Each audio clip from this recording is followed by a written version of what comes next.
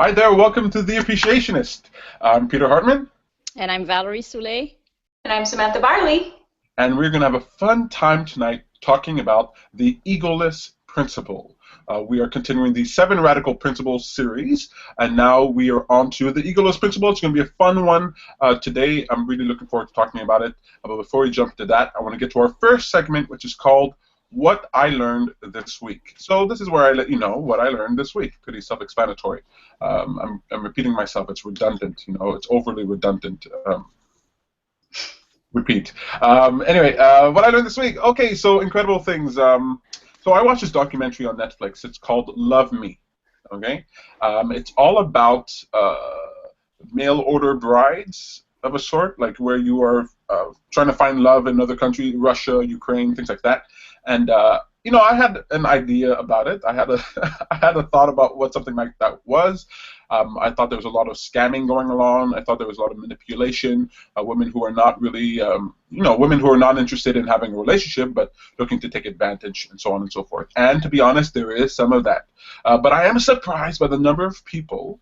And what I learned were the number of people who are genuinely interested in finding a partner and having a family and living the life just like you would expect. And they live in other countries, and they'd like to talk to people in Canada and Australia and America or UK, whatever it is, to get to know people. So I learned that people legitimately find love and relationships and wives and family from these types of mail order bride things. Did you gals know that? No, I never even thought about it. I just, yeah. Sam, what do you think? Yeah. I think that makes sense. Like, I thought a lot of it was like the scammy sort of thing, but no, I imagine it's people who are looking for a better life, and they know that this is an opportunity, and so they get to know the people before they decide to marry them. Yeah, no, it seems like a legitimate thing to me. Yeah, well, at the very best, I thought it was more like, and we're going to talk more about this at Beloved because I just thought it was fascinating. I thought it was more like they're coming over so that they can live the American life, the North American life, and just that opportunity. And that is part of it. But honestly, a lot of them seem to have the genuine motive, like you would when you go online dating here. I want to find somebody I can love and a family, somebody who's decent. Mm-hmm. And in Ukraine, for example, I think they were talking about, I think it's Ukraine, where they have 87 women for 100 men, where the men outnumber the women. There just aren't enough men for the women there. It doesn't matter if you have a good job. It doesn't matter how attractive you are. It doesn't matter what's going on with you. There's just a limitation with the number of men. And because we live in a global society now, you can actually find your lover across seas. And I never really thought of it as a genuine thing, and I was really surprised. So I learned that there's way more ways to find love, and so I've applied. I've applied for a Russian bride, and we'll see how it really expensive. Oh, you're such a troublemaker today. Anyway, check out the documentary. It's called Love Me. It's on Netflix. If you don't have a Netflix account, you should definitely check it out. I'm actually going with the idea of giving away Netflix gift card subscriptions at our event and on the show to encourage people to watch the things that are out there because it's super cheap and it's super useful. Awesome. I can hear an echo, so I'm just going to ask to mute if you can. Hang on. Testing 1, 2, 3. Okay, that's a little better. So we're going to move on to the next segment of our show. This is probably the most important thing we do during the show. That's where we look back at the past 7 days and we pick out something that we appreciated. It could be something that was good, that's easy to appreciate, or it could be something that wasn't so great, but that you can see the value in now. So, Sam's tired, she's sleepy. Do you wanna get it over with? I'm not tired and sleepy. I'm just you had a long day, working very hard. I know that. I am working hard. But it's good. It's not hard work. It's not hard work. It's fun work. Do you want to tell us about a moment of appreciation? Yes. So my moment of appreciation is I started my internship at Concordia Greenhouse, and so it wasn't the hands-on thing, it was the workshop, so I was learning about different plants and stuff, and it was actually held in the Concordia Greenhouse. When I first got there, first of all, there were like a lot of people. I didn't expect that because we're all there at once, that specific day of the week, and it was like so hot. It was like so hot and so sunny. It felt like Cuba when I first walked in there. She told me to bring layers, and so I was like, all of a sudden I was in the tank top in the middle of winter on this roof, like this beautiful greenhouse. And then was that a good part of it? Oh yeah, it was really wonderful. Except I was like, "Are we spending the whole day here?" And she said yes. And I was like, "There's no way, like that's not gonna work." Like I didn't say that, but eventually she asked everybody if we were hot, and we're like, "Yeah, we're hot." Like everybody's sweating, and they're like, "My body's not used to this. It's winter. What's going on?" Like everybody was like sort of like, you know, weirded out by it. And so she opened windows, which I didn't know you could really do in a greenhouse. Yeah, so she opened windows, and so it was like nice and cool. It was fine, and I was like still in the sun for the whole thing. Yeah, and so I started my internship. I feel excited. On Friday, I go for the first hands-on experience, and so yeah, I'm appreciating it. Awesome, that's really cool. Yeah, the picture you shared with me, have you shared it online? Yeah, it's shared online. Yeah, and even Concordia Greenhouse shared it as well. So we just go visit your Facebook page and we can see that there. Not my business one, but just look up Samantha Barley. That's coaching, and you find that. That's really cool. Nice moment of appreciation. I know I saw the picture. It was really nice. I know it's probably very good for you. Yeah. What about you, Val? I've got a couple, if that's okay. Of course.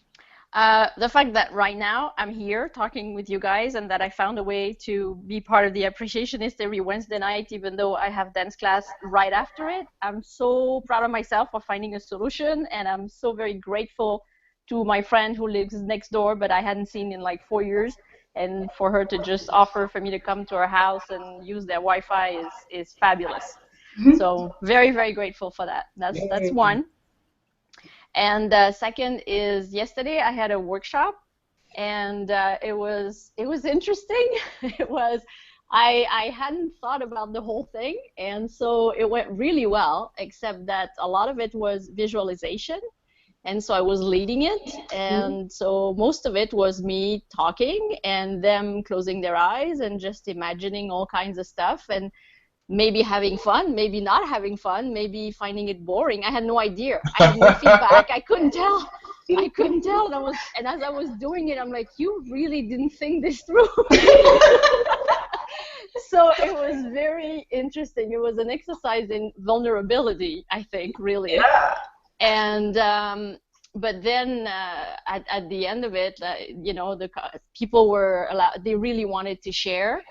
And it was fabulous. It was really nice, and everybody really enjoyed it. And I realized, oh, okay, a big relief. Everybody had a really good time. They found it very, very useful and interesting and different. And so it was fun. It was really fun. I'm glad that I didn't think it through, because maybe I wouldn't have done it. So I'm glad I just, you know. But it was interesting, to say the least, but good, always good. So that's it. I really like that. So what was it about it that hi Val. Oh, finally. Hi. Hi. Oh, my microphone is working. Great. Microphone's working. Everything's working, Valerie. Yeah.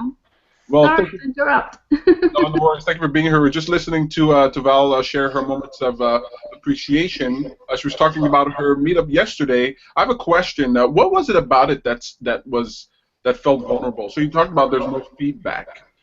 Did people look like they weren't having fun, or do you think it was just maybe in your head? Or? Well, it's very hard when people like are closing their eyes. Some of them had their eyes closed and were really into it. Some of them sometimes had their eyes open and like, okay, they were waiting for the next thing, or I don't know, maybe they were still visualizing something even with their eyes open. I'm not sure. So some of them looked bored, and the ones that had their eyes closed, I couldn't tell if it was a happy experience or not. It was like very, you know, not tense, but like serious and focused. And but then I realized that those people, when they talked about their experience after, it was like, oh no, it was fun, it was great, it was like, but it doesn't show, you know, when you're visualizing. I don't think that your body language shows that you're, I don't know, I've never watched myself doing it, so. But yeah. I'm totally proud of you. Like that is great, because I've thought of doing like guided meditation and stuff, and it always feels very intimidating to me. It is. Yeah, for people to have their eyes closed and only hearing your voice, like, it feels like vulnerable. Like the word you said, it feels vulnerable. Like, yeah. just everybody hearing you and what you're saying, and if you make a mistake or do they like it, like, so congratulations, my goodness. Very Yeah, good. and I was wondering, is it boring? Do I have the same tone all the time? Are they gonna fall asleep? Is it, it was so sometimes I try to make it a bit funny, but it was, yeah, it was definitely an experience. It was really interesting. Good. Well, you know what? That's an important lesson to learn. When I did my first guided meditation at the event, I Yeah. think it was Born Again, and that was a meditation about dying, which was Yeah. really complicated.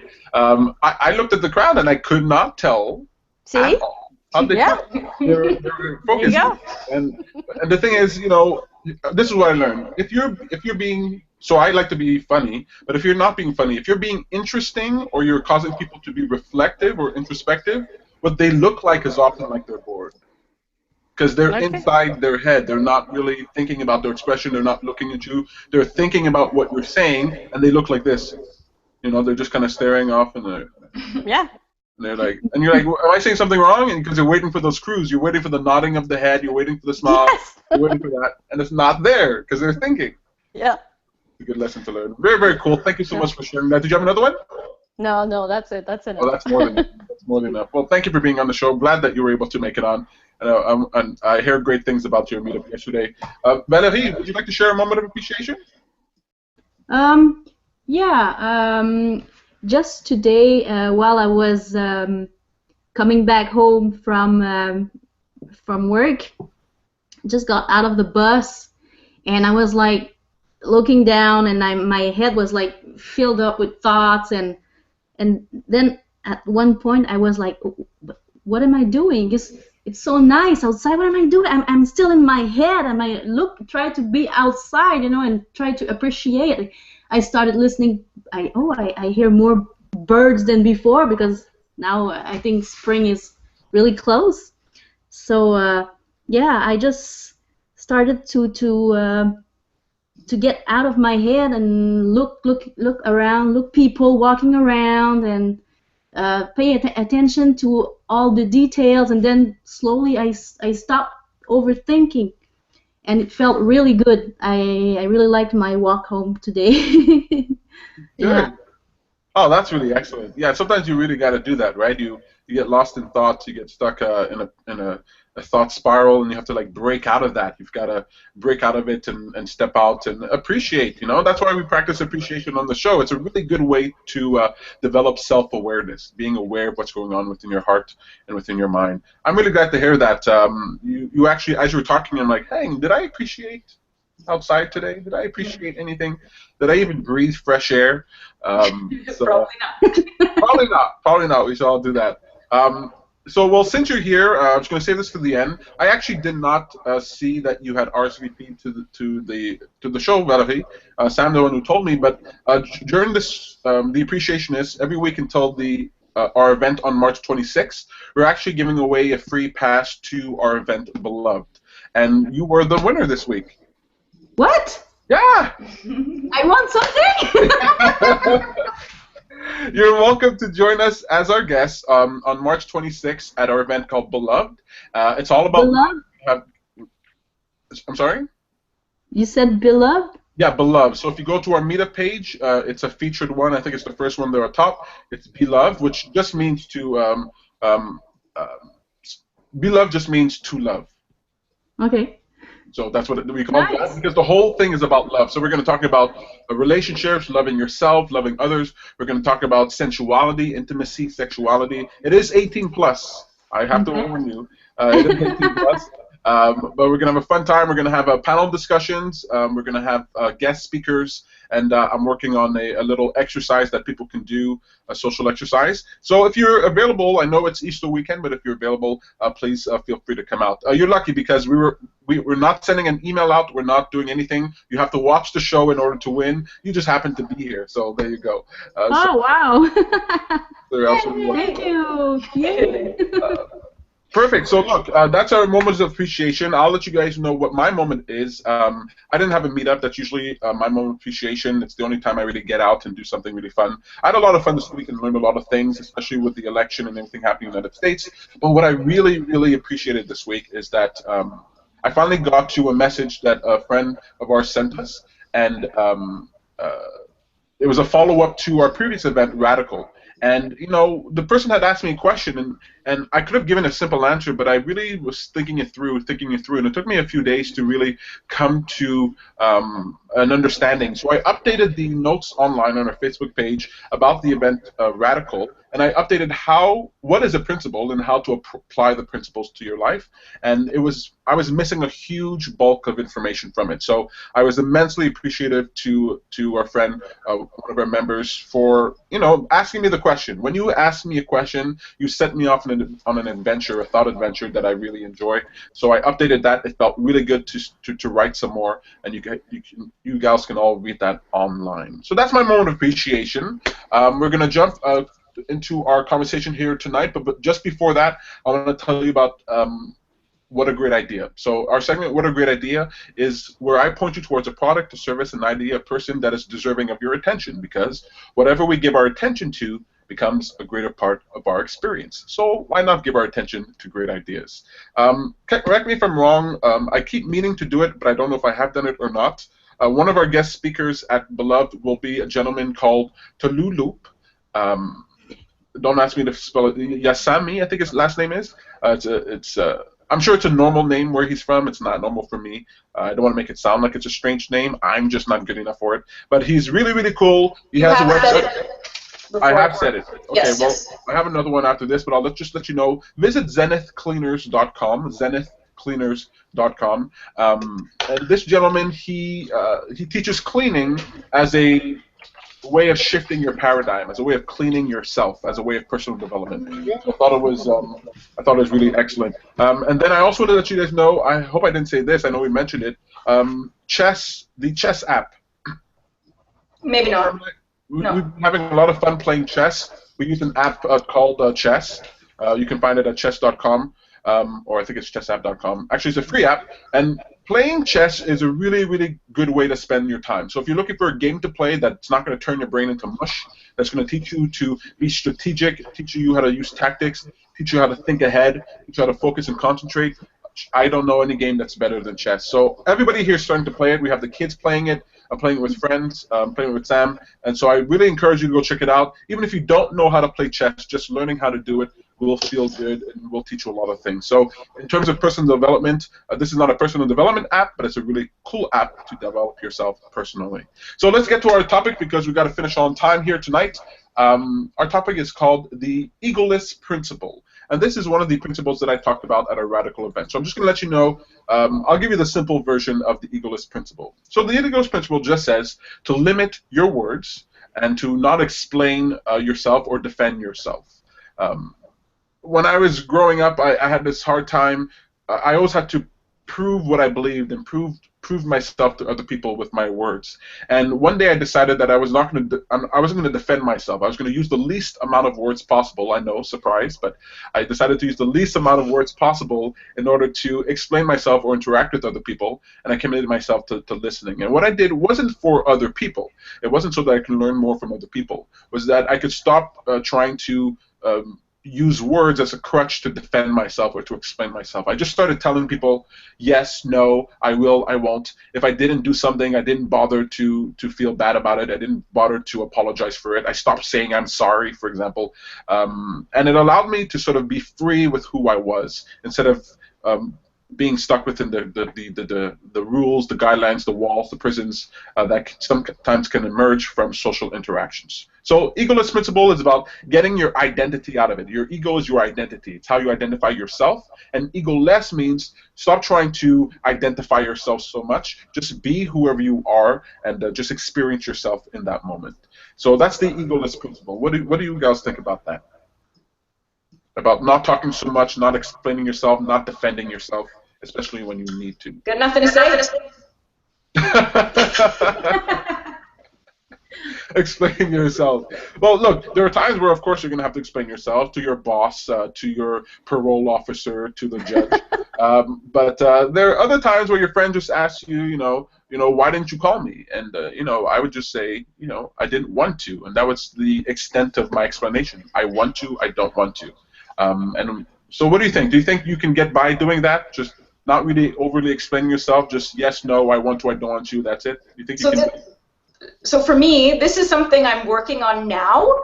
I'm noticing it in regards to my life coaching business and interacting with people at meetups and things like that. I feel like part of me needs to explain myself, like why, like if somebody asks, I don't know exactly what it is, but I'm really starting to see that I don't want to be a people pleaser. Like, even though this is my business and I care about everybody, I don't want to have to please everybody who's surrounding me.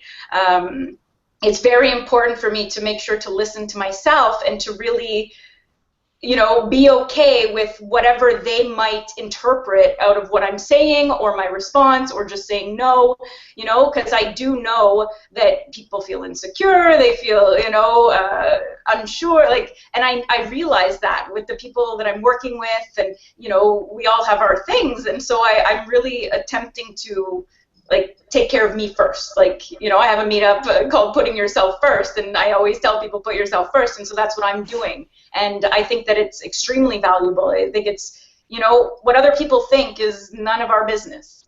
You know, I mean, to an extent.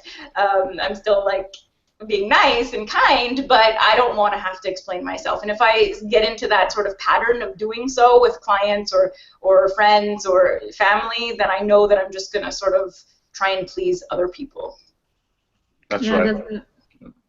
That's going to end up being a burden. Yeah. Yeah, and yeah, I think that the point is just not to care too much what other people think about you. It's like, I do the best I can, and that I know that's what's important. That's right. You know, people, I remind myself of this on a regular basis. People always do what they perceive to be in their own best interest. That's it. It doesn't matter how horrible what they did is. They're always doing what they perceive to be in their own best interest. And so I know that about people, and I know that about myself. And so I don't hold people to a standard of behavior, and I don't hold myself to one. Like, for example, I always find it funny, people, no matter how many times they say this, people post on Meetup, I'm sorry, I have to change my RSVP, I can't come because I have to blah, blah, blah, blah. And I go, I couldn't care less, you know, your reasoning. You're coming, you don't come, that's the end of it. You know, but people, they feel like, some people send me personal messages, and of course they're warm-hearted, I love it, it makes me smile, but I almost always answer the same thing, no worries, because I don't even want to spend time thinking about how to let you feel better about not showing up. So people like to explain themselves, and they just say, I want to go, I don't want to go, I can't do it, I don't want to do it, and that's the end of that. But, you know, I don't do this all the time, but I did go through a long period, about a year or two, where I did it as much as possible. So this egoless principle is not something that you have to apply every minute of every day for the rest of your life. But it is a good exercise for short term to do it wholeheartedly, to see how well you can do, to see how well you can get across. You become more succinct, you become more precise, become more efficient at communicating your ideas, and you challenge people to look at your behavior instead of listening to words that you have to say. You know, I'm really good at words, but, you know, I'd rather somebody look at my actions and see that. What was inspired by this is that my mother told me, my mother never really said she loved me a lot. She never really hugged me a lot. But I never felt a single day where I didn't feel full loved by my mother. It's because she worked 3 jobs, and she woke up at 5 a.m. in the morning, and she'd make food for everybody else and then a separate meal for me because I didn't like what everybody else had to eat. She'd let me crawl into her bed when I was sick. She would play puzzles with me and fly kites with me and throw frisbees with me, you know. And I never ever felt the need for her to say anything, for her to say I love you. And even when other people tell me I love you, I go, I would never believe anything you say. I only believe what you do. If you love, then show that love. If you care, then show that caring. Because sometimes we use words as an excuse not to do something, right? Like sometimes we use, I said the word, so now I don't have to behave that way. And I just say, when your husband marries you on the day of your wedding, you don't want your husband to say, hey, I told you I loved you the day we got married. That's the end of it. You know? You want to encourage them to show that love on a regular basis. Yeah. Look, I know we have to finish on time. I kind of monopolized this conversation, but I really want to do my best to finish on time because I know some people have to go do some things. Anybody want the last word on the subject? Well, I just wanted to say that I used to say I'm sorry a lot, and I still do. But since you taught me this, I'm putting it, I'm using it more. I'll stop myself in an email if I'm about to say sorry or to justify myself or whatever. And so it's actually, I'm taking my power back that way. And that's what I like about it. And it's yes, Sam, you're right. It's putting yourself first. And somehow, so it comes with power and it comes with confidence. I don't, you win something automatically. Like you gain something the minute you stop yourself from doing this. And I think you give the other person also some kind of space for them to do the same. You know what? I completely agree, right? When you allow yourself to be true to yourself, then you allow other people to be true to themselves. Very, very important point. A wonderful way for us to end this conversation. I don't want to rush too much. Sam, I know you have to go. Do you want to just let us know what's on your calendar? Then we'll let you go. Well, yeah. Well, do we do calendars or what? Dinner? I don't know if you have time. I can go 2 minutes over. Yeah. I have a session at 45, and I need to walk around first. Okay, well, perfect. I would just want to say thank you, Samantha. Go out, Peter. Breathe. I want to say thank you to Samantha, Barley, and Valerie Soule, our two co-hosts for the show. You guys make this wonderful, and we had an extra special cherry on top with our other friend Val here, Valerie. We'll say Valerie for joining us.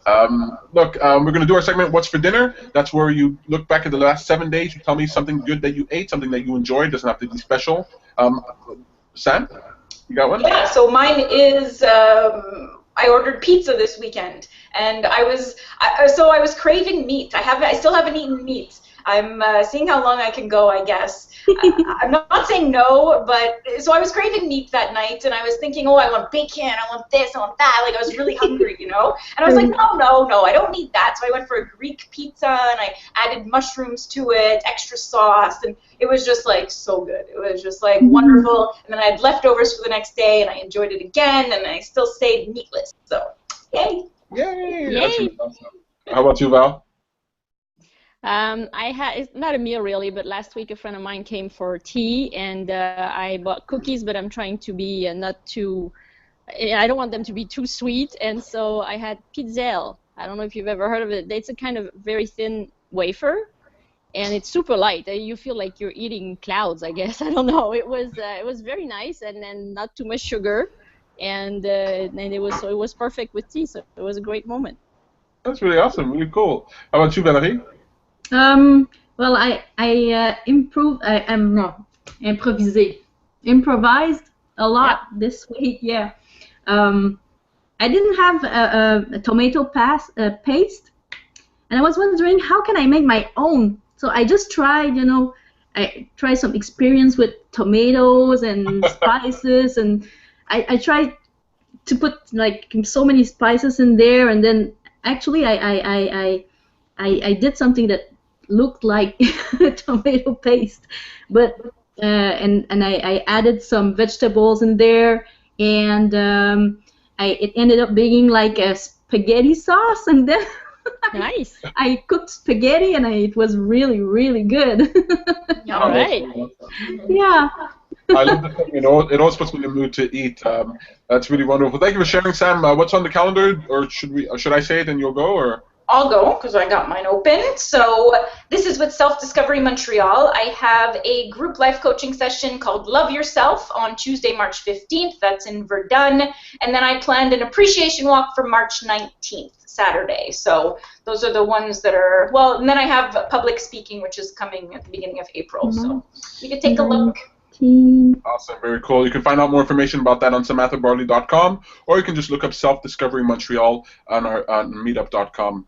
We have a meetup tomorrow. It's called Clarity, Focus, and Intention. It's going to be a discussion open to everyone. It's $5 downtown at 7 p.m. It's really full. 27 people already, plus people on the wait list, but you can check that out. We also have a mingle event on March 14th when I just found out that's St. Patrick's Day, so wonderful. That's going to be interesting. And then we have, I want to remind everybody about the event on March 26th, Beloved. Look, thank you everybody for joining with the show. You all made it super awesome. I was really happy. Look forward, go forth, be merry, eat something wonderful, and compliment yourself. Take care. Bye. Bye. Thanks. Oh, that was super fun. What else can I say?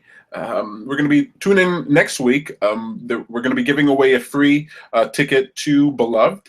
So we have 2 more to give away. So tune in. There's not going to be an email announcement about this. The only way you're going to know if you won is if you watch the show. You don't have to watch it live. You can watch a recording of it. You can find previous recordings of the show at theappreciationist.com. You can find out more about our meetup events at meetup.com/TLOAMTL. That's TLOA as in Law of Attraction, and TL is in Montreal. I put up the site, theappreciationist.com, if you want to check that out. And, of course, tune in next Wednesday, 7 p.m. for another exciting episode of The Appreciationist. Thank you very much. Take care.